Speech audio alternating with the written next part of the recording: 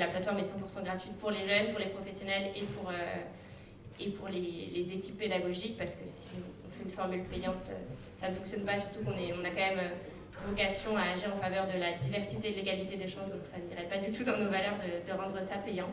Mais c'est vrai qu'on n'a eu aucun problème à cibler les établissements, ils nous accueillent toujours d'une super façon, et puis si on voit qu'ils travaillent déjà avec une autre association qui les accompagne dans leur stage, et qu'ils sont ravis, nous on est ravis aussi pour eux, tant qu'il y a des jeunes qui ont des stages.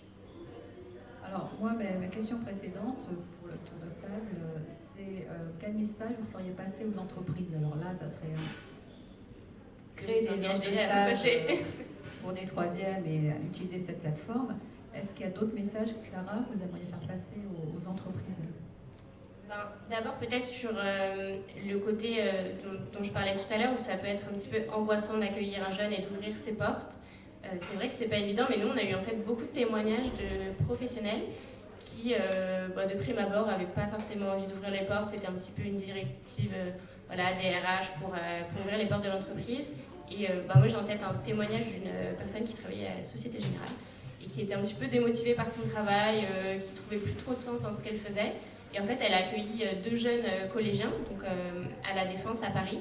Et elle a été reboostée en fait par les jeunes, parce qu'elle nous a dit que ça lui avait donné un nouveau regard sur son travail et qu'elle n'avait pas pris conscience en fait du regard de tout ce que les nouvelles générations pouvaient apporter. En fait, même nous, on accueille des jeunes en stage, parce que certes, on a une plateforme pour encourager les entreprises, mais il faut qu'on le fasse aussi nous en interne. Et c'est vrai qu'à chaque fois, on a des super regards des jeunes, notamment on leur fait découvrir tous les aspects de l'association. Sur la communication, c'est hyper précieux, par exemple, de voir quel contenu est-ce qu'ils aimeraient qu'on développe, quel support pédagogique ils ont besoin pour progresser dans leur orientation, dans la poursuite de leurs études. Donc en fait, je pense que pour les entreprises, c'est aussi... alors, c'est pas une main-d'œuvre comme on pourrait l'entendre sur des stages longs avec des étudiants, mais ça apporte vraiment quelque chose, et puis ça fédère quand même les équipes. C'est un vrai engagement pour moi dans toutes les structures. Et puis, c'est aussi un moment un petit peu plus léger dans son travail. Et puis, c'est chouette, moi, je trouve, de pouvoir raconter aussi à des jeunes ce qu'on fait au quotidien, et puis de donner envie d'essayer de créer des vocations. Donc ça, ce serait mon plus grand message. Et puis, nous, on a eu une petite victoire quand même cette année avec ça, parce que le projet, du coup, qu'on porte sur la promotion des métiers du numérique, je le portais avec Mariam, qui est une de mes collègues au sein de l'association, et qui avait un parcours tout à fait littéraire, rien à voir avec le numérique, et qui a mis, on va dire, le nez dedans depuis un petit peu plus d'1 an, et qui a quitté l'association pour aller faire une formation de développeuse web à la suite de son année sur le projet. Donc c'est une victoire, et on voit que ça fonctionne. Donc c'est top, et il faut se dire que c'est vrai que ça peut être compliqué de se dire, c'est des collégiennes, des lycéennes, comme on disait tout à l'heure, c'est plus lointain, vraiment le moment où elles vont arriver dans les métiers. Mais ça ouvre déjà des portes, et puis peut-être que ces collégiennes, ces lycéennes que vous allez accueillir pendant 5 jours, et dans 2 ans, vous les accueillerez pour un stage plus long. Voilà, c'est aussi un petit moyen de sourcing en amont. On peut peut-être demander à Annie quel message... Tu es toujours là, Annie? Oui, je suis toujours là. Ah, super. Quel message tu aimerais faire passer aux entreprises par rapport à tout ce que tu as pu connaître, découvrir? Alors, les messages, je pense que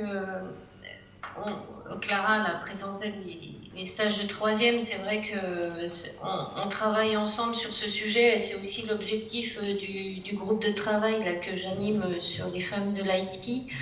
En fait, je pense que les entreprises ont un vrai rôle sociétal à jouer par rapport à ça. Déjà un intérêt, on va dire, propre à faire en sorte qu'il y ait des jeunes qui s'orientent dans les filières du numérique pour après avoir des collaborateurs, parce qu'on doit être tous un peu pareils à avoir des problématiques quelquefois à trouver les bons profils. Et on se rend compte, dans les chiffres qui sortent, c'est que dans les années qui viennent, il va y avoir un vrai déficit, alors déjà en femmes dans le numérique, mais aussi globalement en ressources sur tous les profils, sur tous les besoins qu'il y aura. Donc ça, je pense que on a vraiment un rôle à jouer dans toute la chaîne, on va dire, qui fait en sorte qu'à un moment, il y a des jeunes qui vont sortir sur le marché du travail dans les métiers du numérique. Et le stage de 3e est un moyen pour les entreprises de contribuer à cette action, on va dire, transverse pour amener des jeunes et des femmes surtout dans les métiers du numérique. Donc, juste pour revenir un peu sur tout ce qu'a déjà présenté Clara précédemment, le but dans ce qu'on fait aussi dans nos travaux, c'est vraiment ce qu'on souhaite, c'est mobiliser les membres de l'ADERA pour offrir des stages dans le numérique, justement pour contribuer à cet effort, on va dire, au niveau national. C'est dire, il faut qu'au niveau de la région, les membres de l'ADERA, il y a 400 entreprises, je crois, on a vraiment une force de frappe pour dire on peut offrir des stages dans le numérique. Alors après, c'est chacun selon ses moyens, selon son contexte, ses contraintes, mais le fait justement de travailler avec cette association, c'est de pouvoir mettre à disposition des membres de l'ADERA un kit pour organiser les stages. Donc on amène vraiment les moyens. Le but derrière, c'est qu'il n'y a rien à acheter, il n'y a pas de dépenses à faire. On met à disposition un kit pour animer ces stages et pour permettre de ne pas trop générer, on va dire, de charges dans l'entreprise pour l'animation. Donc après, moi, je vois ça un peu comme une boîte à outils où on a un kit, on a un fil rouge pour la semaine et puis on propose des activités et chacun ira piocher dedans en fonction de ce qu'il a à disposition, des personnes, des sensibilités, etc. Donc il y aura un certain nombre d'activités qui permettront de faire découvrir les numérique, mais sous un angle un peu ludique, en tout cas convivial. Forcément, dans l'animation du stage, il y aura des petits moments pour à la fois découvrir les métiers, mais aussi participer au monde de l'entreprise. Puisque les stages de découverte, l'objectif, c'est quand même aussi découvrir le monde de l'entreprise. Donc je pense qu'il y a des moyens un peu ludiques pour faire ça et pas juste les mettre derrière un écran ou leur présenter l'organigramme, puis voilà, ou la convention collective, puis leur dire voilà comment on travaille. Donc tout ça, pour moi, ça doit être dans le guide, dans le kit, et c'est les travaux qu'on mène. Et l'objectif, là, ça va être dans un second temps, après la journée d'aujourd'hui, là, c'est vraiment un moment pour sensibiliser et mobiliser les membres de l'ADERA quand on aura ce kit qui sera, on va dire, packagé, c'est de mettre à disposition et de motiver. Alors après, l'avantage, c'est aussi la plateforme dont parlait Clara, c'est pour publier les offres de stage qu'on aura, c'est passer par des plateformes pour les mettre en visibilité, pour aussi valoriser ces offres de stage avec des textes qui soient attractifs. Mais c'est aussi, je pense, je ne sais plus qui parlait, c'est aussi, je pense, favoriser la proximité. On sait que pour organiser un stage, c'est quand même plus facile quand on travaille avec des collèges qui sont proches pour éviter des déplacements ou des contraintes. Et c'est aussi, ça sera aussi un moyen de favoriser la mixité et la diversité. Donc, le but, c'est peut-être juste après en parallèle de la publication des stages, c'est de se faire connaître auprès des collèges les plus proches en disant nous, regardez, on publie des offres, si ça vous intéresse, enfin profitez-en. Donc voilà, j'appuierai vraiment sur notre rôle, sur notre engagement sociétal pour participer à cette valorisation du stage dans le numérique. Et le but de ces kits, voilà, c'est vraiment à la fois de faciliter l'intégration du stagiaire dans l'entreprise, mais également, pour moi, un gage de réussite du stage, parce que le tout, c'est pas juste d'offrir du stage et puis qu'à la fin, on puisse montrer, oui, on a offert tant de stages dans la région Rhône-Alpes. Le but derrière, quand le jeune, et la jeune, bien entendu que le but, c'est aussi de favoriser les jeunes filles, et quand ils vont sortir du stage, elles ont envie d'aller dans le numérique. Donc après, justement, on pourra aussi, comme je disais, surfer un peu sur tous les autres livrables, c'est fournir aussi ce kit pour les parents pour qu'elles puissent aussi ramener ça à la maison pour accompagner son retour dans sa famille. Donc voilà, il y a tout ça qui va participer. Et juste, je voulais revenir, je ne l'ai pas évoqué encore tout à l'heure, je voulais mettre aussi un projet qu'on a quand même en Rhône-Alpes, qui est financé par la Fondation, et qui est un projet d'escape game dans un conteneur à destination donc, des jeunes filles qui sont en lycée. Et donc, c'est un projet qui est mené par le campus des métiers et des qualifications à Valence.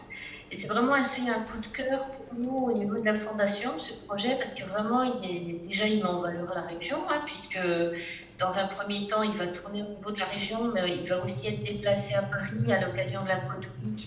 Il va aussi aller à Poitiers pour un séminaire d'éducation nationale, enfin bon, voilà, donc il y a quand même une grande visibilité qui va être faite avec ce conteneur. Et l'objectif, c'est pareil, hein, on a toujours le même objectif, c'est vraiment de façon ludique, de faire comprendre aux filles qu'elles sont tout à fait, déjà qu'il y a plein de mais c'est aussi que c'est très sympa et qu'il y a des filles qu'elles ont vraiment toutes les capacités pour faire. Donc l'objectif, c'est sous ce mode ludique, par un petit scénario qui va plonger les élèves dans un monde injuste, une société inégalitaire, etc., de remettre d'aplomb l'Internet qui aura eu des petits soucis, voilà, pour construire un nouvel Internet. Et vraiment de mettre les élèves dans un rôle d'héroïne par rapport à ça pour réussir à remettre à flot ce nouvel Internet. Donc il y aura une inauguration qui va avoir lieu en octobre. On espère qu'il y aura beaucoup de visibilité. C'est aussi ce qu'on souhaite faire autour de ça. Hein. Le but, plus on parle de toute façon des métiers du numérique et de la place des femmes, mieux c'est. Donc il y aura tout un tas de communications. Ça va être à Valence. Je crois que c'est le 9. Je n'ai plus les dates. Le 9 octobre, oui. Ensuite, il va être tourné. D'ailleurs, il est à Grenoble aussi au mois de décembre. Ce conteneur, forcément, il va bouger. Et il aura plusieurs modes de fonctionnement, à la fois un mode pour une classe complète avec un système de rotation pour les faire comme dans un escape game. Vous en avez peut-être déjà fait par groupe de 4-5, elles vont passer dans le container sur différents ateliers et ça permettra de découvrir donc, des métiers. Donc il y aura à la fois un mode par classe, mais ça pourrait aussi être en mode escape game total avec une séance de 3/4 d'heure où on passe tout de A à Z. Mais il y aura aussi un mode démonstration avec un côté du container qui s'ouvrira pour faire un peu un mode démonstration en talon. Enfin, voilà, donc je pense qu'il y aura, ça va être une belle image de la région et ça va être aussi l'occasion de sensibiliser à nouveau, à la fois en lycée avec les lycéennes, les classes, mais également plus grand public, pour aussi faire connaître, parler de cette problématique et essayer de générer cette envie, à la fois chez les lycéennes, mais aussi chez les parents, puisqu'on s'adressera au petit grand public, et pourquoi pas des reconversions, hein, de femmes. Pas forcément du coup de lycéenne, mais des reconversions de femmes. Donc voilà, c'est un beau projet. Je pense que tout ça, entre les stages de 3e dont je parlais, où vraiment on souhaite qu'au niveau de la région, il y ait une mobilisation pour offrir des stages, pour donner cette visibilité, mais aussi ce container va participer au niveau des lycéennes à mettre en valeur le métier du numérique au niveau des femmes. Et dernière chose, juste une petite parenthèse, dans la Fondation Commun numérique, sur le site, il y a aussi un annuaire des femmes. Et tout le monde peut en fait postuler, s'inscrire sur cet annuaire et ensuite il peut y avoir, s'il y a des événements auxquels vous pouvez participer, si vous souhaitez aussi participer à toutes les animations. C'est un annuaire qui sera mis à disposition des différentes associations et autres pour du marrainage, pour intervenir dans une présentation, dans un forum et autres. Donc après, vous choisissez s'il y a des animations qui vous correspondent mieux. Alors c'est vrai qu'il n'a pas forcément été exploité tout le temps, mais le but justement, je parlais tout à l'heure du nouvel appel à projet, le but, c'est de leur mettre un peu plus en visibilité pour bénéficier de tout ce pool de femmes qui souhaitent aussi s'impliquer et participer à faire en sorte que les femmes soient intéressées par les métiers. Voilà. Ok, super, merci beaucoup Annie. Je vais passer le relais donc à Élodie pour nous dire quel message tu aimerais faire passer auprès des entreprises. Alors, peut-être le premier message, ce serait de dire de ne pas se décourager. C'est vrai que quand je me suis lancée mon programme, je me suis dit, on va mettre un gros coup dans la fourmilière, on va avoir plein de femmes. Et bien, ça ne se passe pas comme ça. C'est, comme disait Gilles tout à l'heure, plein de petites graines qu'on met un peu, qu'on jette un petit peu. Il y en a qui germent, il y en a qui germent pas. L'actualité veut que ça fonctionne pas, qu'on ait des retours. Parfois, on n'a pas de retour. C'est parfois un peu frustrant. Mais c'est vraiment cet effet boule de neige qui va faire, je pense, dans quelques années, qui va faire bouger les choses. Et il ne faut pas se dire que voilà, ce qu'on fait, c'est petit. C'est vrai que si on prend, je me dis, si je prends 10 stagiaires et que je recrute 50 femmes de plus à Grenoble, c'est pas terrible, mais c'est toujours mieux que de ne pas le faire. Donc rester, je pense, motivé, se dire que c'est peut-être petit, mais c'est peut-être qu'un premier pas.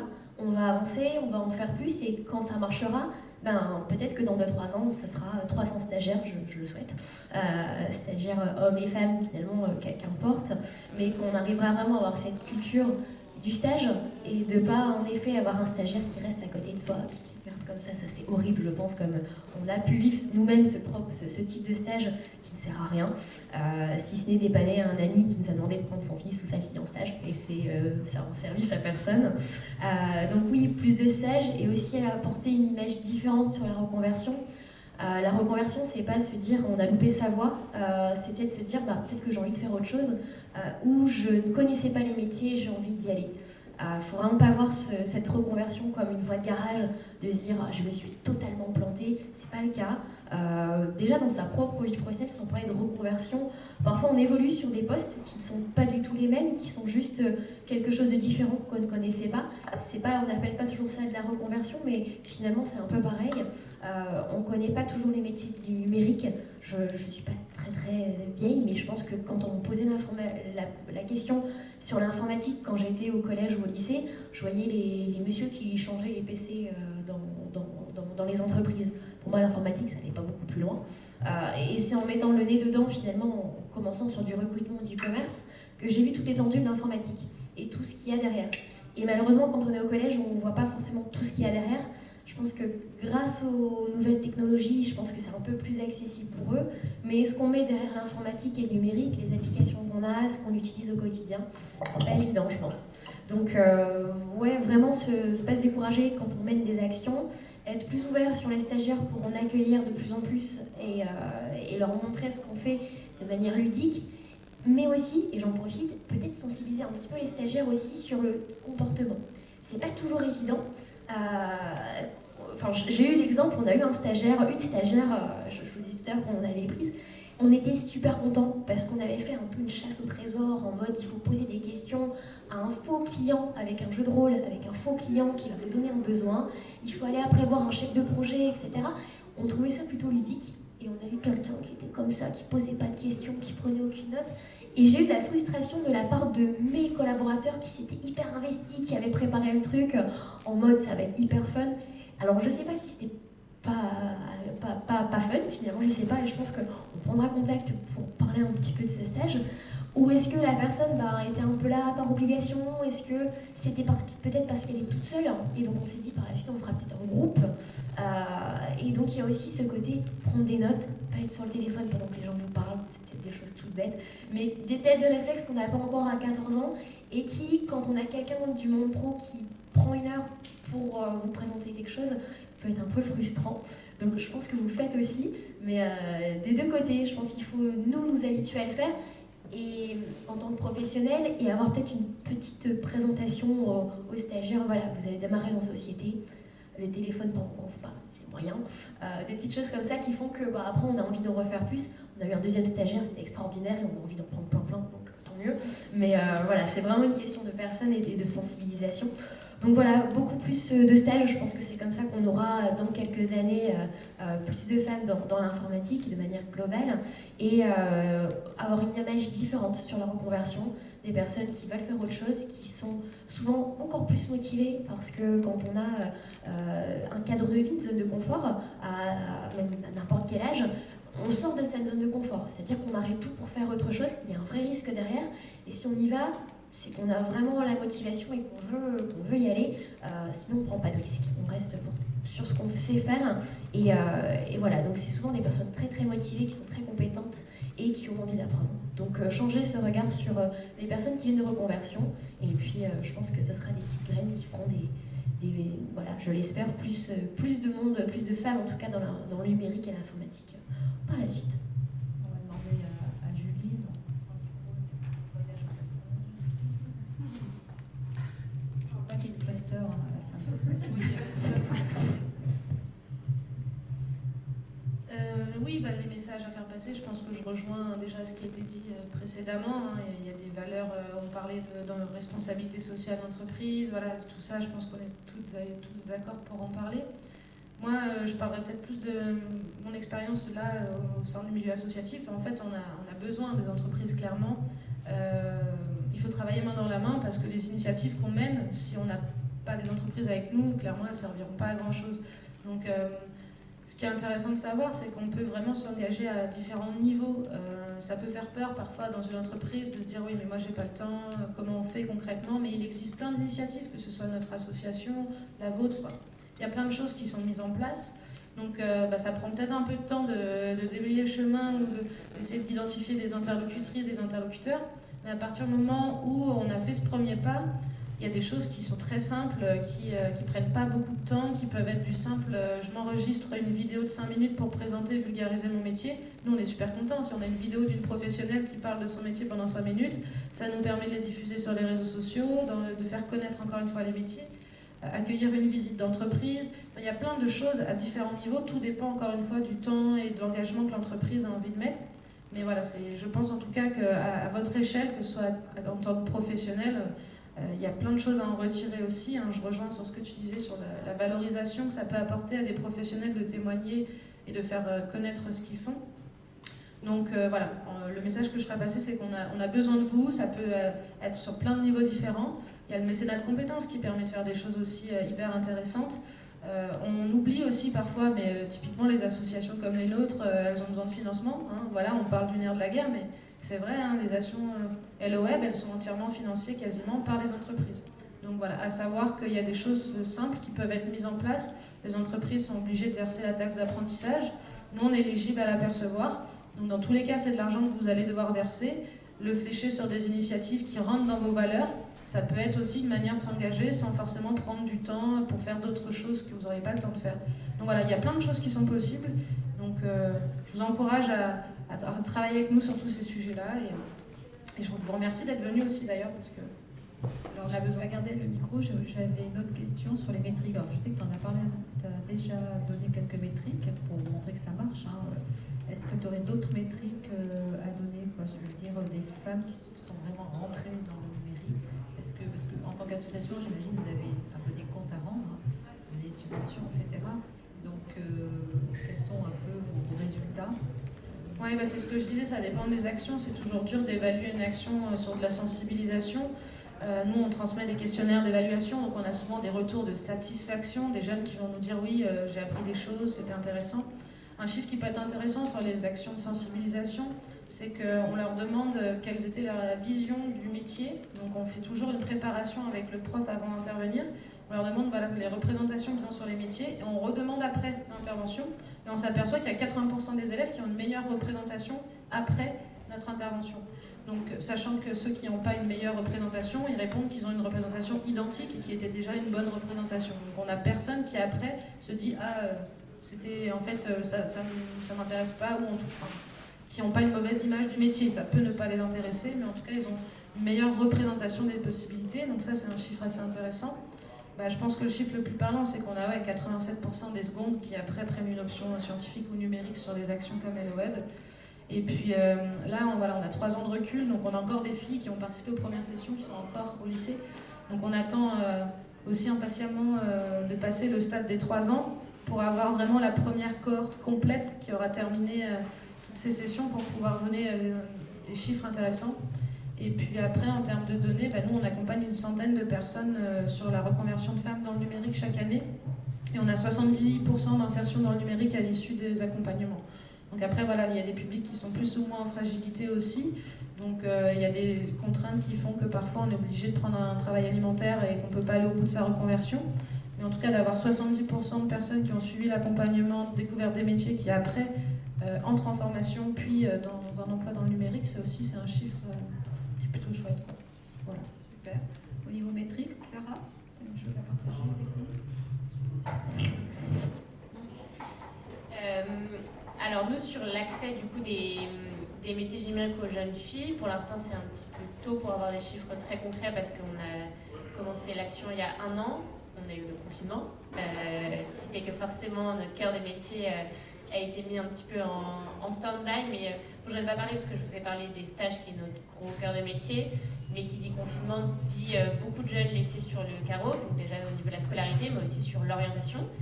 Hyper compliqué pour des jeunes qui avaient des décisions à prendre sur même la seconde, le choix des options en seconde. Donc on a réfléchi tous ensemble dès le début du confinement à ce qu'on pouvait faire et on a mis en place un dispositif qu'on appelait les live métiers. En fait, c'est des visioconférences en ligne qu'on a fait 3 fois par semaine pendant le confinement, donc de mi-avril à mi-juillet à peu près.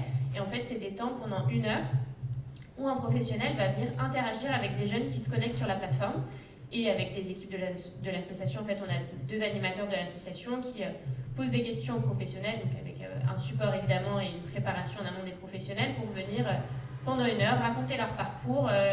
On a aussi tout un volet sur le rêve d'enfant, qu'est-ce que je voulais faire quand j'étais plus jeune, est-ce que j'ai réussi ce rêve ou qu'est-ce qui a fait que je suis arrivée dans ce métier maintenant. Et puis c'est aussi un dispositif où on explique un petit peu les semaines types ou les journées types des professionnels. Et c'est quelque chose qui a beaucoup plu en fait aux jeunes. On avait à peu près 30 à 40 jeunes à chaque session qui se connectaient. Et c'était bien pour eux en 1 heure pouvoir avoir une petite vision d'un métier.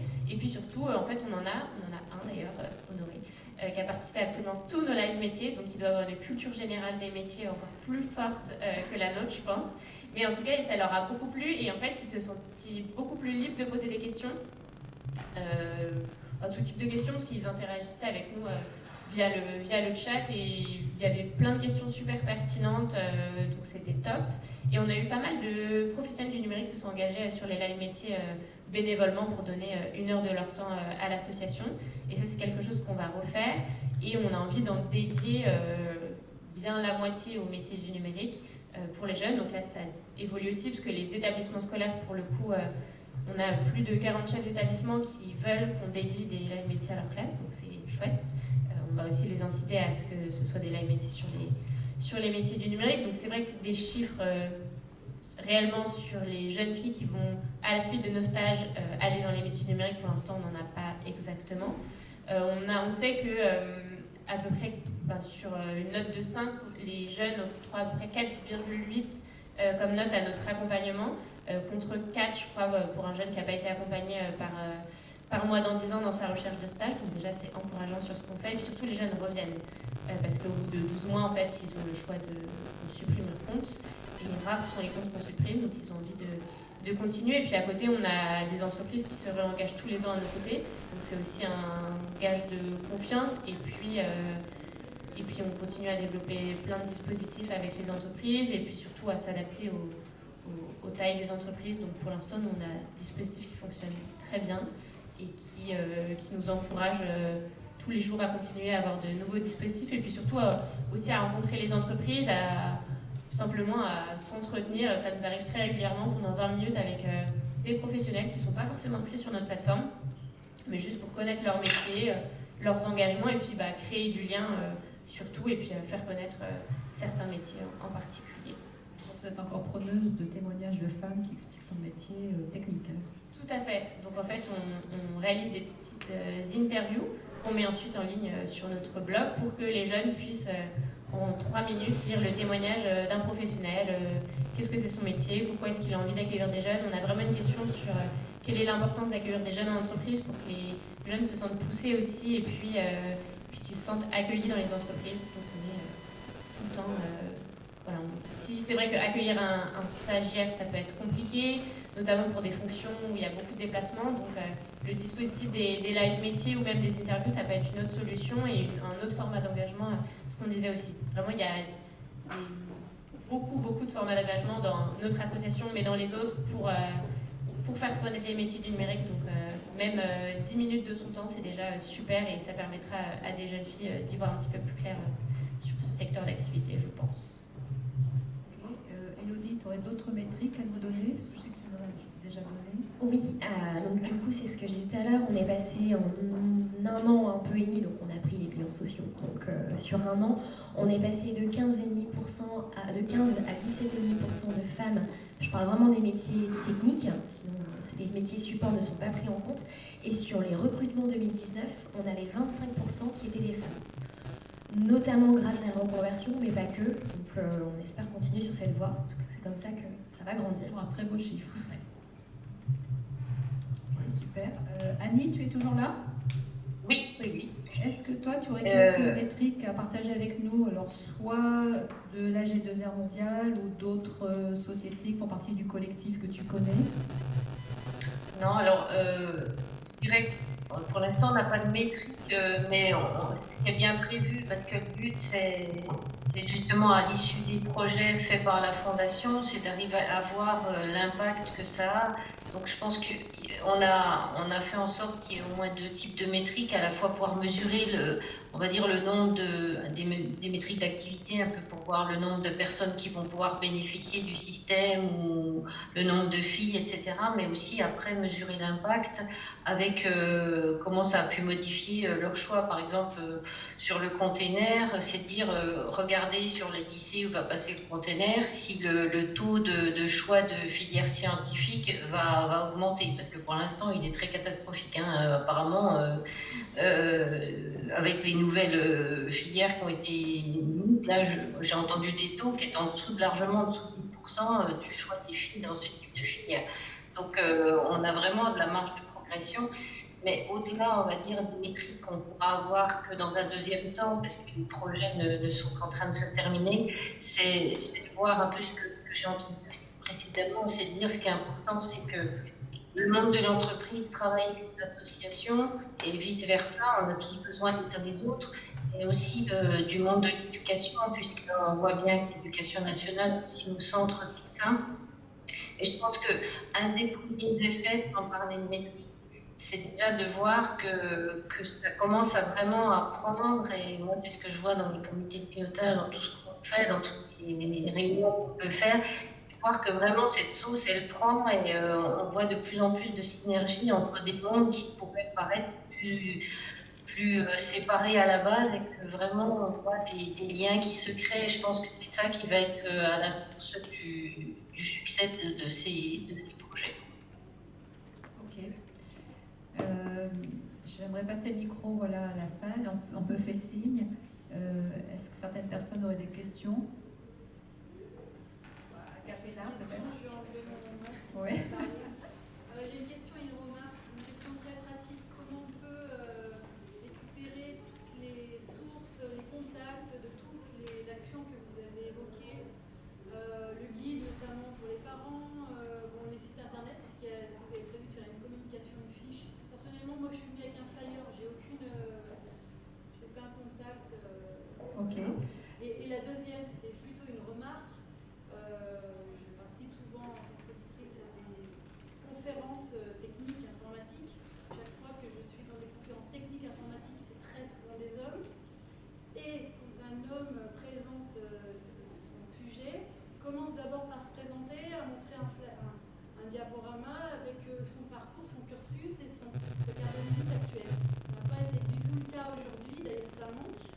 Et je crois, alors peut-être c'est une remarque biaisée du féminisme, mais je crois que c'est souvent les hommes qui se mettent en avant quand ils se présentent. Et là, si on a loupé les 2 premières minutes, on ne sait pas qui vous êtes.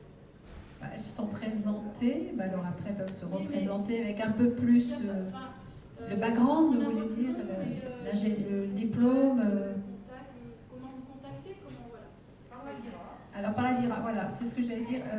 Est-ce qu'on a les emails des participants?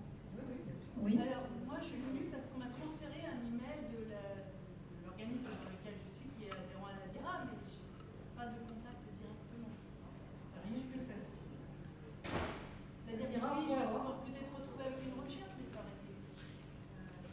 Et puis on peut peut-être aussi vous encourager à participer au groupe de travail, soit celui d'Annick, soit sur le groupe de femmes de l'IT.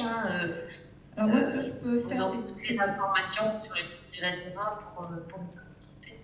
Ce que je peux faire, c'est demander aux intervenants de m'envoyer les liens de leur site, etc. Et après, je peux rediriger vers les participants de cette matinale pour qu'ils puissent partir avec des données. Moi, de mon côté, j'ai aussi d'autres sites. En tant qu'ARH, on a mis un petit peu à faire des statistiques sur ce sujet. Et par exemple, il y a quand même une initiative ministérielle qui a été mise en place le 31 janvier 2017 sur ce sujet, avec le plan sectoriel numérique. Ils ont un communiqué de presse qui a été fait, qui est très très très bien fait. Après, Marie-Laure a parlé de l'étude de Stack Overflow. C'est quand même 65 000 répondants dans le monde, avec des stats intéressantes. Et là, vous voyez, vous avez 8% de femmes qui codent. On a parlé, beaucoup de femmes numériques, mais il y a aussi Talent du numérique qui fait partie du collectif, donc Femmes numériques. Et Talent du numérique, c'est 70 établissements de formation qui travaillent avec pratiquement 3000 entreprises pour créer une synergie entre le monde de la formation et l'entreprise, puisqu'on sait qu'il y a des lacunes au niveau formation. Bon, il y a beaucoup de choses. Moi, je peux vous mettre tous ces liens, en même temps que les liens que vont transmettre les intervenants. Mais quand on fouille un petit peu, on trouve beaucoup d'informations intéressantes, mais après, il faut basculer dans le concret. Alors moi, c'est ce que je retiendrai des messages de cette matinale.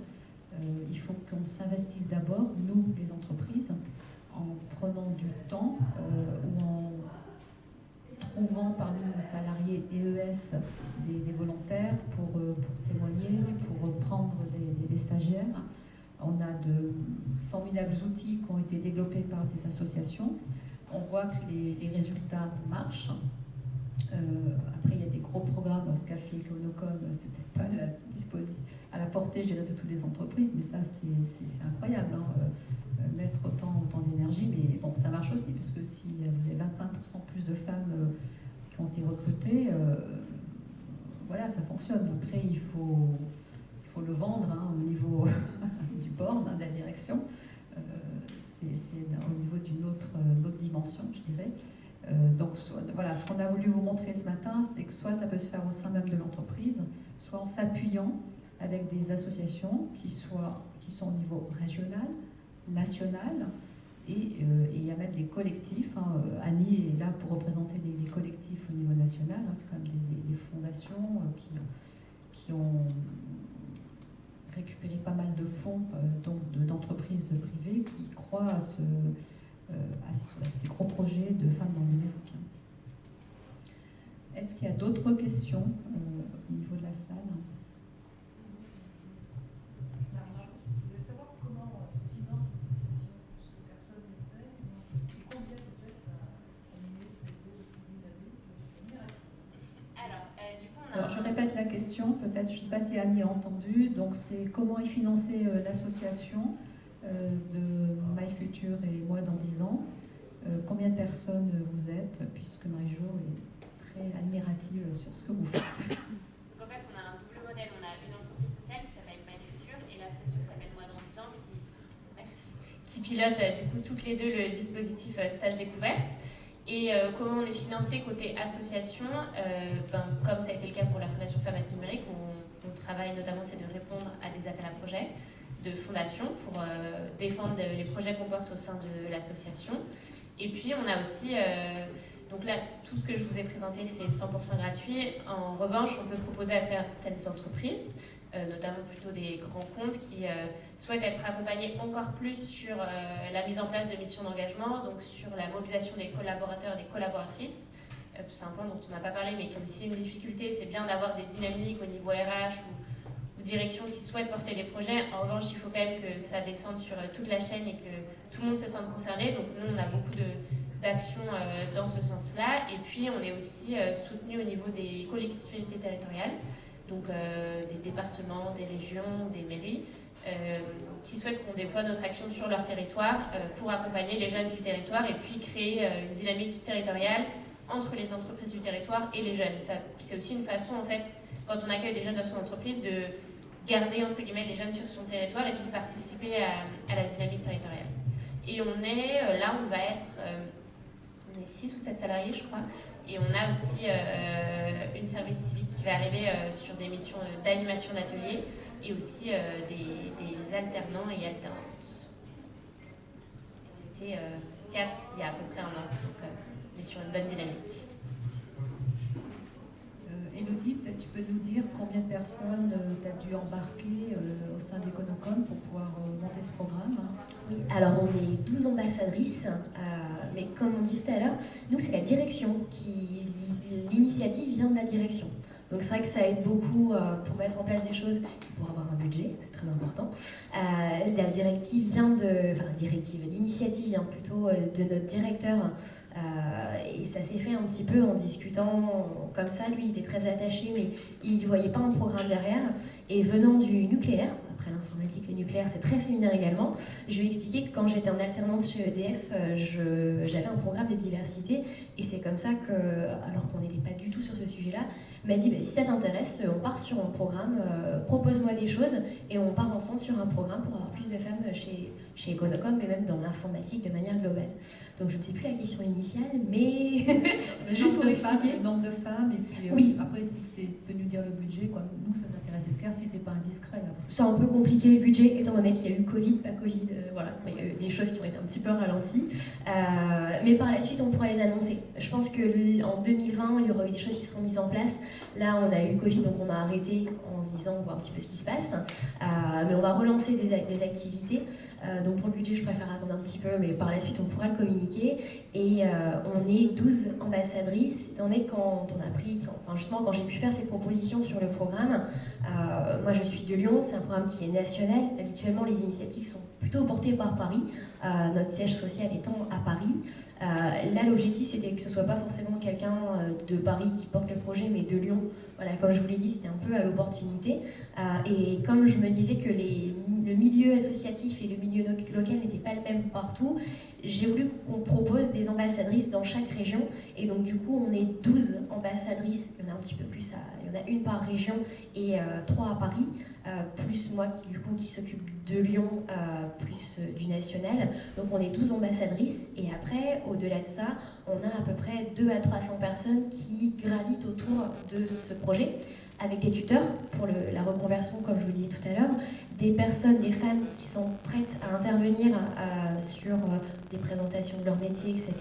Donc on a un écosystème de 200-300 personnes qu'on peut contacter en France pour se dire voilà, j'ai tel projet, est-ce que tu es dispo, est-ce que tu as envie d'y aller? Voilà, et Econocom, c'est combien de personnes en tout? En tout, on est très très nombreux, mais vraiment sur la partie service, on est un peu plus de 10 000 en tout. Sur la partie vraiment service dont je m'occupe, on est 7 000 en France. C'est pas beaucoup, 200-300 personnes sur 7 000, mais voilà, on essaie de pas trop... on veut pas que les gens se sentent trop sollicités. Si on veut pas que les gens abandonnent au bout de 3 mois parce qu'ils sont contactés tous les jours, on essaie de pas trop les solliciter. Et donc c'est vrai que c'est plutôt des interventions assez ponctuelles, sauf quand c'est un suivi pour la reconversion où on demande à la personne de venir pendant 1 an et elle est contactée 1 fois par semaine, gros maximum, et c'est vraiment ponctuellement en fonction du besoin de la personne qui est reconvertie. Sinon, on essaie de pas trop solliciter les gens, sinon c'est ça n'arrive pas à durer. Et donc 200-300 personnes qui sont investies sur le projet au quotidien, si je peux dire. Ok. Jean-Baptiste, une question? Une double question. Je vais prétendre une place parce que c'est la question. Une double question.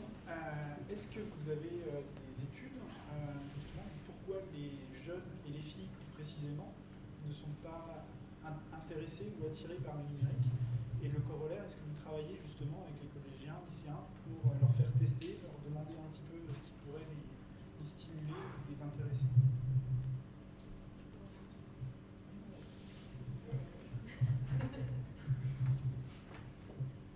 Oui, alors en fait, ce qui est intéressant sur le sujet de pourquoi les filles ne sont pas intéressées, ou en tout cas ne s'orientent pas spontanément, ça ne veut pas dire qu'elles ne sont pas intéressées. Historiquement, ce n'était pas le cas en fait. Il y avait au début plus de femmes qui travaillaient dans le secteur du numérique et il y a eu un basculement dans les années 80. Il y a une enseignante-chercheuse qui s'appelle Isabelle Collet qui a travaillé sur ces sujets-là. Donc si vous avez envie d'avoir plus d'éléments sur comment ça se passe, elle a fait vraiment des livres et tout sur le sujet. Donc je ne vais pas résumer ces sujets de recherche en 30 secondes, mais en gros, ce qu'elle explique, c'est que historiquement, c'était des métiers qui n'étaient pas forcément socialement très valorisés. On pensait qu'il suffisait de faire de la gestion en tapant sur des boutons. Petit à petit, c'est devenu dans les représentations des métiers techniques, des métiers liés aussi aux chiffres. Et puis, en même temps, dans les années 80, il se passe quelque chose aussi au niveau de l'univers du jeu vidéo. On démocratise aussi l'ordinateur portable dans les foyers des gens. Et donc, en fait, tout cet univers de démocratisation de l'outil informatique a été créé autour d'un marketing masculin. Et donc, petit à petit, ça a fait basculer les représentations qui étaient associées à ces métiers vers des représentations plutôt masculines que féminines. Donc, en fait, c'est simplement une histoire de représentations qui ont évolué dans le temps. Parce qu'il n'y a rien d'inné dans le fait que les filles ne soient pas intéressées par les sciences ou par le numérique, puisque d'ailleurs, culturellement et historiquement, ce n'était pas le cas il y a quelques années. On était vraiment à plus de 80% de femmes dans le secteur, et aujourd'hui, on est passé sur le sens inverse. Donc, pour ces sujets-là, il ne faut pas hésiter à aller voir ce qu'a fait Isabelle Collet. Et sur des sujets plus actuels, parce qu'aujourd'hui, le numérique, c'est pas vraiment les années 80. Ouais. Il y a quand même des icônes féminines du numérique. Les jeunes parlent, pour eux, un des points d'accès, c'est les réseaux sociaux. TikTok, Snap et autres, on ne l'a pas entendu évoquer aujourd'hui.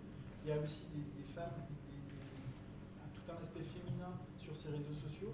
Et est-ce que c'est pas aussi en train de revenir un petit peu plus normal avec des icônes féminines qui peuvent aussi attirer poser des questions aux jeunes filles? Alors, les icônes féminines, aujourd'hui, en termes de visibilité, personnellement, j'en connais pas beaucoup. Et en tout cas, quand on va dans les classes, qu'on leur demande de nous citer une icône, une femme qui travaille dans le numérique, ou même une femme qui travaille dans les sciences, à part Marie Curie, il n'y a pas grand nom qui sort. Donc peut-être que oui, en effet, il y a de plus en plus de rôles modèles, des personnes qui sont en capacité de parler de ces métiers, mais en tout cas, il y a encore un vrai travail à faire sur cette identification qui est possible. Donc on n'est plus dans les années 80, mais en termes de représentation, depuis les années 80, les métiers du numérique souffrent de cette méconnaissance auprès des jeunes filles. Et en fait, l'univers qui existe encore, qui est très présent, c'est l'univers du geek. En gros, on en est encore là, quoi. Donc après, par rapport à la deuxième question qui était qu'est-ce qui peut les intéresser, comment ils se renseignent, aujourd'hui, nous, les élèves qu'on rencontre, on leur demande où est-ce qu'ils se renseignent pour leur orientation, et à 80%, ils répondent sur Internet. Donc encore une fois, là, en effet, les réseaux sociaux, Internet, c'est une source d'information incroyable. Nous, on n'a pas la ressource aujourd'hui pour avoir un community manager, une community manageuse et être hyper présent sur les réseaux sociaux. On est trop petit pour ça. On essaye de développer, notamment sur Instagram, pour communiquer sur nos actions. Comme Hello Web, on a un enjeu de visibilité. D'habitude, nos interventions, on passe par les académies, par le rectorat. On n'a pas d'enjeu à être visible auprès du grand public. Là, Hello Web, on cherche à toucher le grand public pour qu'ils aient connaissance de l'action. Donc on a fait le choix d'aller sur Instagram. Encore une fois, il faut constamment publier du contenu. Donc nous, on n'a pas la ressource pour animer les réseaux sociaux tout le temps. Mais là, on a une recrue qui arrive fin septembre pour s'occuper justement de la partie communication digitale et pour essayer de développer au maximum la visibilité des actions comme ça sur les réseaux sociaux. Et en effet, je pense qu'il y a vraiment quelque chose à faire sur les réseaux sociaux. C'est là où sont présents les jeunes. Alors encore une fois, quand on discute avec eux, les réseaux sociaux, ils n'y vont pas forcément pour savoir ce qu'ils vont faire plus tard comme métier. Quand ils ont envie d'aller sur TikTok, c'est pour se divertir, pas pour entendre ce que ça veut dire d'être développeuse. Et d'ailleurs, il y a Emmanuel Macron qui est intervenu sur TikTok, ça a fait une polémique aussi dans les réseaux sur ces sujets-là, parce que est-ce que c'est la place des messages qu'on veut faire passer sur des outils qui sont considérés comme du divertissement? Alors oui, on se dit, c'est des outils où sont présents les jeunes, mais est-ce qu'en fait, ils vont pas tout simplement zapper quand ils vont voir que ça n'a rien à voir avec ce qu'ils ont envie de voir? C'est aussi une autre question qu'on pourrait se poser sur l'utilisation des réseaux sociaux. Je ne sais pas si ça répond aux questions. Oui. On faisait bien de la pub de la télé quand on était enfant. Oui, bien sûr. Après, ce qui est intéressant pour rebondir sur la pratique des réseaux sociaux, nous on s'est intéressés parce que nous on a la chance d'avoir quelqu'un qui s'occupe de nos réseaux sociaux, parce qu'il faut bien qu'on touche nos jeunes. Et justement, on faisait un peu un flop sur Instagram au début, on ne savait pas comment, parce que évidemment personne ne va aller rechercher un compte Instagram pour son orientation. Enfin, peut-être pas personne, mais sur un échantillon de 100 personnes, il y a peut-être 2 jeunes. Et du coup, on a fait un travail sur pendant le confinement, en fait, on a fait une petite enquête sur 100 jeunes à peu près, pour connaître leurs pratiques. Enfin, c'est une enquête qu'on a appelée Code Jeunes. Donc, savoir ce qu'ils écoutent, ce qu'ils vont regarder sur Internet, comment est-ce qu'ils vont se renseigner, des choses bêtes, mais quels sont leurs youtubeurs préférés, quels sont leurs comptes Instagram qui suivent le plus. Et du coup, nous, au niveau de la communication, ça peut peut-être être intéressant pour vous, on essaye en fait de justement prendre pour prétexte des choses qui les intéressent réellement. Donc ça va être d'autres comptes ou des petites polémiques du moment ou la rentrée scolaire, des choses qui les touchent plus directement pour ensuite présenter nos projets et l'orientation. Et ça marche vraiment bien parce que du coup, ils se sentent plus intéressés et plus intégrés en fait. C'est surtout ça parce que l'orientation, les métiers, la vie professionnelle, ça paraît très très loin pour eux. On a fait une enquête aussi sur leur perception du monde professionnel, c'est vraiment très très lointain. Donc pouvoir se rapprocher au plus de leur pratique et leur montrer qu'il y a des choses qui correspondent, leur montrer qu'au final ils utilisent du numérique tous les jours mais qu'ils n'en ont pas conscience, parce qu'ils utilisent des applications sans arrêt, ils en connaissent 10 fois plus que nous. On a fait une enquête sur les réseaux sociaux qu'ils utilisent le plus. Facebook n'était même pas dans la liste des 10 premiers. Donc même nous, on s'est sentis perdus, on a découvert plein d'applications. Donc franchement, c'est super intéressant comme résultat. Et je pense que c'est vraiment, mais même pour les entreprises, quand on présente des choses pour leur donner envie d'essayer au mieux de se rapprocher de ce qu'ils font et ce qu'ils aiment au quotidien pour leur donner envie. C'est pas forcément toujours évident, mais si on peut essayer de mettre des petites choses qu'ils font au quotidien et de s'intéresser aussi à ce qu'ils font, ça va, je pense, leur donner encore plus envie de s'intégrer et s'impliquer. Ok, merci. Est-ce qu'il y a d'autres questions dans la salle? Oui.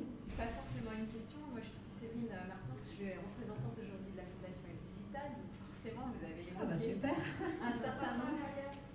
Alors, est-ce que vous pouvez vous lever peut-être? Ah, pardon, excusez-moi. Donc, on a Elle Digital dans la salle. Ouais, donc la Fondation Digitale, alors moi je suis bénévole depuis 1 an à la Fondation.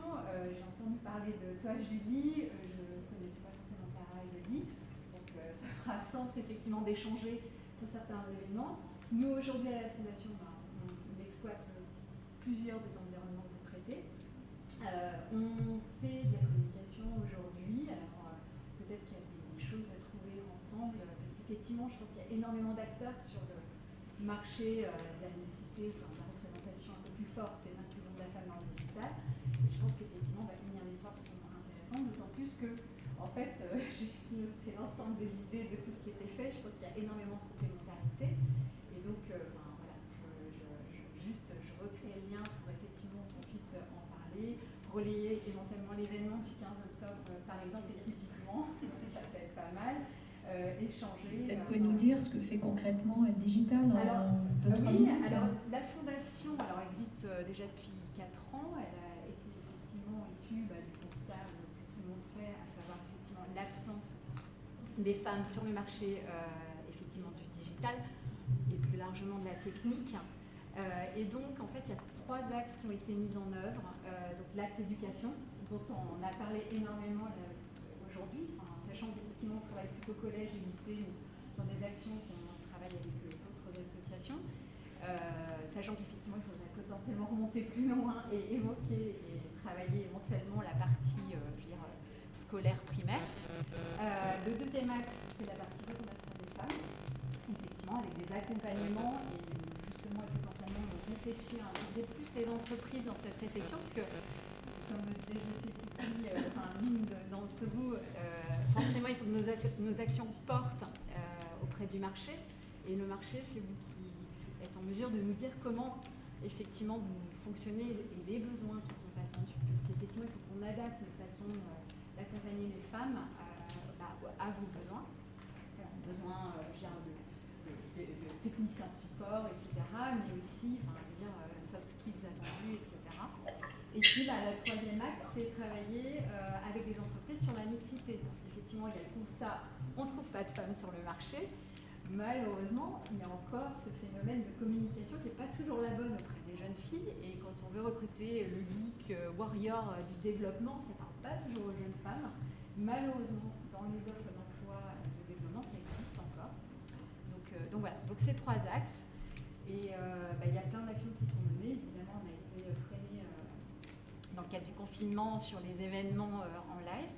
Mais on a pu faire des podcasts avec des témoignages effectivement de femmes dans le numérique ou des plus jeunes filles.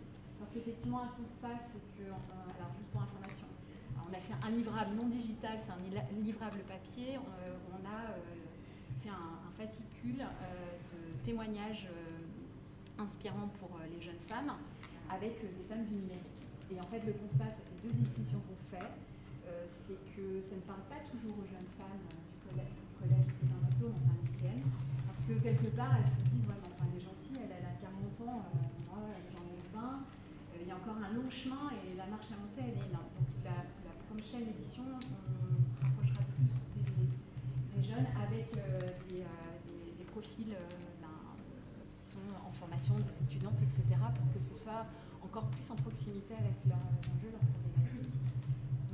Donc voilà, et voilà, c'était pour dire ce qu'on faisait, mais on en fait encore plein d'autres actions, et on est en train de se remobiliser pour travailler le parcours d'accompagnement des femmes en reconversion. Donc on aura besoin de justement témoignages, ou en tout cas que des entreprises puissent participer avec nous justement sur cette réflexion et identifier le bon parcours d'accompagnement. Je peux le dire, et donc pour discuter, et bienvenue, et de la même façon on a besoin de soutien effectivement des entreprises pour avancer, continuer ces actions au quotidien. Merci d'être venu. Il y a une action de rapprochement avec El Digital et le DIRA. Et voilà, et ici, qui est retardé par les événements.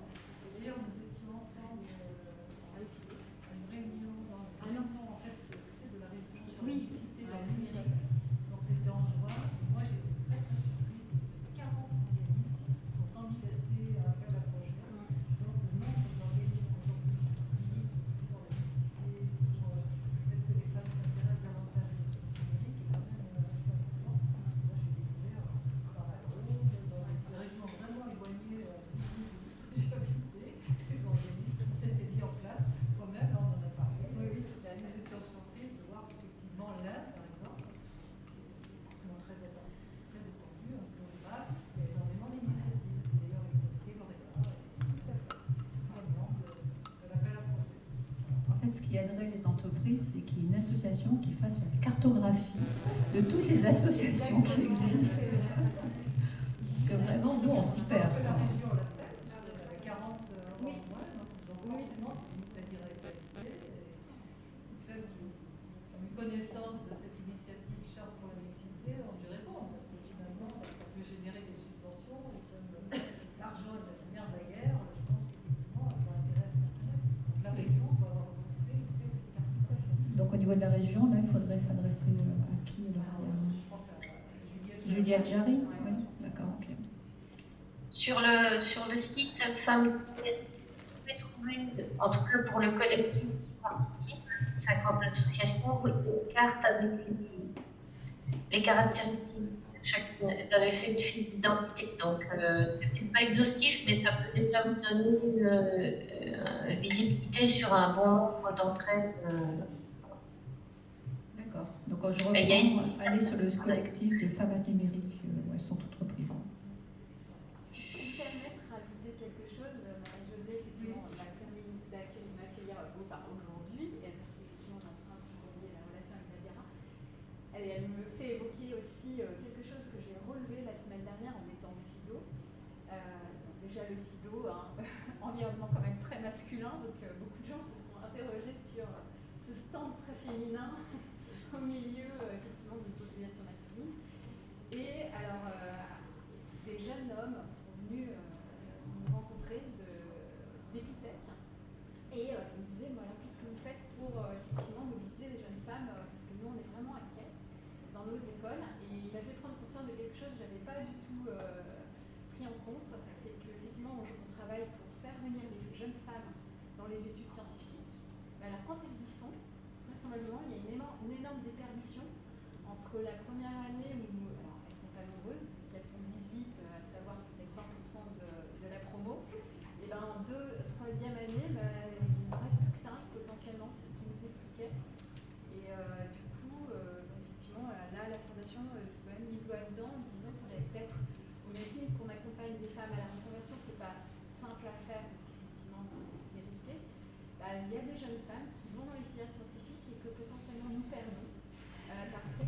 pas dans les formations. Découragées. La filière devient très technique. Oui. Elles partent et elles vont plus vers la communication digitale, les data. Voilà.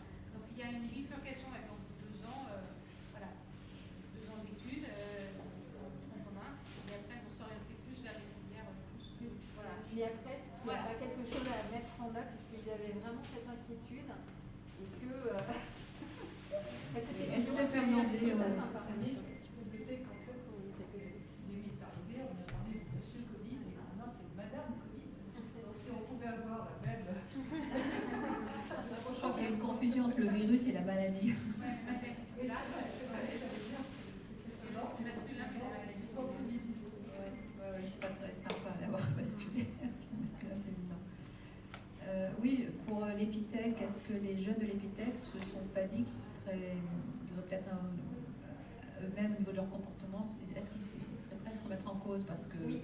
Alors, il y a de ça aussi, il n'y a pas que le code, je pense qu'Éloigne, mais il y a aussi les mecs entre eux, quoi. Ils sont très masculins. Ah, il y a des Jean-Baptiste qui... En fait, j'ai une question depuis tout à l'heure. Est-ce que vous ne pensiez pas aussi que ça manque d'hommes dans ces réflexions? Alors, tout simplement parce qu'en fait, ça me rend un petit peu propos en ce moment. On crée 2 mondes un petit peu côte à côte. Et la mixité, on s'en éloigne encore un peu si on fait les filles d'un côté et les garçons de l'autre. Alors, il y a Ophélie. Moi, je suis...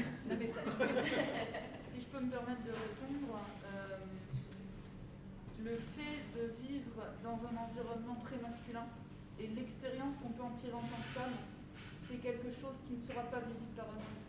Donc du coup, c'est très dur de parler en première intention à une assemblée d'hommes de ce que peut être l'expérience d'être une femme dans un environnement masculin. Qu'est-ce qui peut être fait pour l'améliorer? Quelles sont les initiatives qui marchent? Quelles sont les initiatives qui ne marchent pas? Genre faire des affiches roses avec des paillettes par exemple. C'est un peu une fausse bonne idée. Donc je pense que c'est important que les femmes parlent aux femmes des expériences qu'elles peuvent avoir et de comment améliorer ces expériences-là. Parce que si les hommes veulent s'y intéresser, c'est super chouette et c'est super intéressant, mais c'est des expériences qu'ils ne peuvent pas partager, dont ils n'ont pas connaissance. C'est des choses qui passent un peu sous leur radar, parce qu'ils ne le vivent pas. Oui, mais ça c'est bien pour mettre un sparadrap en bout de course, entre guillemets, c'est-à-dire pour réconcilier les 2 mondes. Mais c'est pas comme ça qu'on crée un monde différent où les gens cohabitent dès le début. Je pense que les 2 sont nécessaires. Ouais, mais pour te répondre, oui, nous à la Fondation c'est très clair, on est essentiellement féminine et c'est vrai que si on a une demande et on cherche du renfort, d'avoir plus d'hommes parce qu'effectivement je pense que l'équilibre, on est tous d'accord, l'équilibre partout c'est une réalité, il y a 50% de femmes, 50% d'hommes, il faut effectivement qu'on puisse porter ce sujet à 2 quoi. Et moi je pense que, même si je pense que les figures, il faut qu'elles soient présentées par les femmes, ça, je suis assez d'accord parce que faut que les jeunes filles puissent se projeter. Aujourd'hui, les hommes sont prépondérants. Donc voilà. Mais n'empêche que pour porter le sujet et nos actions, je pense qu'effectivement, à nos côtés, il faut des hommes plus nombreux. Gommer la différence en ne la reproduisant pas. Voilà. Et puis sensibiliser aussi les hommes à la mixité. Oui, nous, on a fait l'erreur, clairement, au début de se dire c'est que pour les femmes. Donc on veut des marraines, et on a fait que femmes. Et moi, j'ai des hommes qui sont venus voir, mais moi aussi, je veux plus de femmes dans l'informatique. Et c'est vrai qu'au début, c'était pas logique pour. Ils se sont dit, ah oui, c'est vrai que on a besoin des hommes pour avoir plus de mixité. Parce que si on fait ça très bien entre femmes et quand elles arrivent finalement dans nos entreprises et qu'il n'y a que des hommes, comment c'est accueilli? Alors que là, avoir des hommes qui viennent avec nous en tant que tuteurs pour la reconversion, ça leur montre que elles vont être bien acceptées. Et ça les pousse, eux, à être plus ouverts aussi. Parfois, ils ne sont pas tous très ouverts, on va être honnête. On a des bons machos partout en France et partout ailleurs. Il n'y a pas que dans l'informatique, mais on en a. Et le fait qu'il y ait des hommes, justement, qui viennent dans nous, donc finalement, le groupe est ouvert et mixte, ça se dit pas, c'est un truc de nana, excusez-moi, mais on va être assez honnête. Et au contraire, le fait qu'il y ait maintenant des hommes, ça donne encore plus de légitimité à la mixité. Donc il y a bien des réflexions qui doivent être faites, le ressenti, comment c'est au quotidien d'avoir le regard des hommes, etc. dans un monde informatique. C'est un truc, je pense, qu'on partage entre femmes, mais les initiatives, il faut vraiment qu'elles soient portées par une femme, c'est bien, mais qu'elles soient accompagnées avec des hommes. Je suis d'accord avec vous là-dessus. Et puis si on veut montrer la réalité c'est quand même qu'aujourd'hui, il y a beaucoup plus d'hommes. Donc nous, même dans nos stages, certes, on a des offres fléchées pour les jeunes femmes, mais c'est pour ça qu'on les collaborateurs, à la fois les femmes et les hommes, à l'accueil de jeunes femmes pour que les hommes ne soient pas pourquoi il y a un groupe de femmes qui arrivent comme ça dans l'entreprise et inversement que les jeunes femmes ne se disent pas c'est bizarre, c'est une société où il n'y a que des femmes et il n'y a aucun homme, il n'y a pas de mixité. Il faut vraiment avoir ce balancier un petit peu. Pour rebondir aussi, votre démarche c'est de faire venir plus de femmes en numérique. Mais je crois aussi qu'il y a des hommes qui fuient le numérique parce que c'est un milieu trop misogyne, trop macho. Et là aussi il y a un enjeu, c'est-à-dire que si on veut plus de femmes, il faut aussi plus d'hommes qui les accueillent, enfin qui considèrent que c'est un métier ouvert aux deux sexes. Et aujourd'hui, c'est pas encore ça. Il y a aussi des hommes qui fuient parce que c'est un milieu misogyne quand même. Je parle de la partie technique, pas le web. C'est-à-dire qu'on est dans la partie infrastructure, réseau, etc.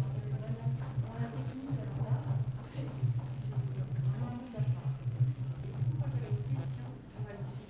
Vous avez des partenaires entreprises qui sont de grands noms, français, de la région. Est-ce que les DRH de ces entreprises, est-ce que les directeurs du recrutement, je dis bien directeurs et pas directrices, s'impliquent aussi dans votre démarche? Est-ce qu'ils sont présents? Est-ce qu'ils s'intéressent? Ou est-ce que c'est juste ce sont des partenaires mais un peu plus éloignés? Parce que pourquoi je dis ça? Parce qu'ils ont un impact aussi sur ce côté un peu qui peut être par moments misogyne dans l'entreprise et aussi permettre une ouverture des esprits, de la culture. Alors déjà, juste pour préciser ce que je n'ai pas indiqué, donc, elle existe depuis 4 ans et essentiellement sur la région Auvergne-Rhône-Alpes. Déjà, c'est une mais effectivement, on nous demande parfois, ce serait chouette d'avoir ça ailleurs. Aujourd'hui, on a plutôt des financements publics et on aimerait avoir plus de financement, quand je dis financement, c'est du soutien des entreprises. C'est vraiment une démarche justement qu'on est en train de travailler aujourd'hui, qui est un peu ralentie évidemment ces derniers temps. Et après, effectivement, dans les grands noms, on a Orange qui nous soutient. Et on voit CJ, évidemment. Voilà. Et voilà, mais aujourd'hui, c'est pas. Donc ça m'intéresserait de savoir s'ils sont vraiment impliqués au-delà d'un Ouais, oui, au-delà. Enfin, alors, donc, ça, c'est tout le travail qu'on est en train de mener en ce moment. Je peux juste me permettre de répondre là-dessus parce que nous aussi on travaille avec des entreprises. Par exemple, la Fondation Renault nous soutient pour le développement national. Et je peux prendre des micros. Il est temps. Qu'est-ce que c'est? Et donc, il y a des entreprises qui ne vont pas du tout s'engager au niveau de la direction. Par exemple, à Lyon, on avait Rhône Express, qui appartient au groupe Vinci, qui a accueilli une semaine de stage. Et on avait le grand directeur qui se mettait autour de la table avec nous et qui a construit le programme, enfin des trucs hyper logistiques qui, on se dit, c'est de l'opérationnel, ça ne va pas l'intéresser. Et en fait, il a participé aux 3 réunions de préparation de la semaine, au même titre que l'interlocutrice plutôt opérationnelle et avec qui j'étais en contact. Donc il y a des gens, notamment un homme, pour le coup, qui était directeur là, de Rhône Express, qui s'est engagé. À l'inverse, on travaille avec d'autres entreprises. Moi, je travaille avec Michelin, jamais vu le grand directeur de Michelin s'asseoir autour de ma table. Mais ça dépend, encore une fois, des structures. Et ce qui est un peu frustrant parfois, c'est que ça dépend en fait, des individus qu'on a en face de nous. On ne peut pas faire de généralité sur les grands directeurs ne s'investissent pas. On ne peut pas dire à l'inverse, personne... Je ne dis pas que c'est votre propos du tout. Hein. Mais en fait, aujourd'hui, pour travailler sur ces sujets, ça va dépendre dans Econocom de l'arrivée d'Élodie François qui va vouloir porter l'initiative. Ça va dépendre de telle personne qui va avoir envie de s'y intéresser. Et c'est là, en fait, l'enjeu aujourd'hui, c'est souvent lié à des individus qui vont se saisir de la thématique. Donc nous, en tout cas, c'est l'expérience qu'on en a au sein de l'association. Et puis des individus qui sont le plus haut possible, parce que concrètement, c'est vrai que dans les contacts qu'on peut avoir, on a des hommes notamment qui nous contactent, qui sont intéressés par le sujet.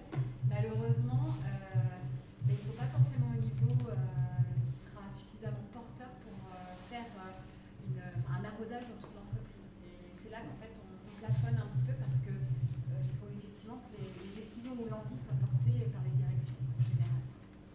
C'est vrai qu'accéder, il faut aller le plus haut possible, c'est pas toujours évidemment simple.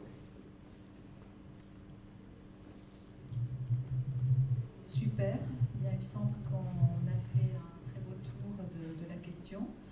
Il est 11h37, donc le timing est absolument parfait.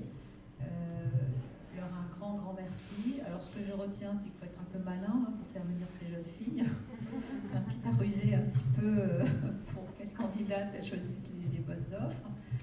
Et après, il faut continuer la mixité au niveau des entreprises, que ce soit aussi bien des hommes que des femmes qui s'occupent de ce type de projet pour que ça marche.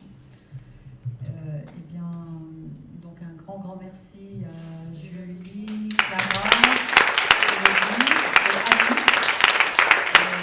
Annick à distance qui a tenu. Donc voilà, merci à toutes et merci à vous tous d'être venus. C'est peut-être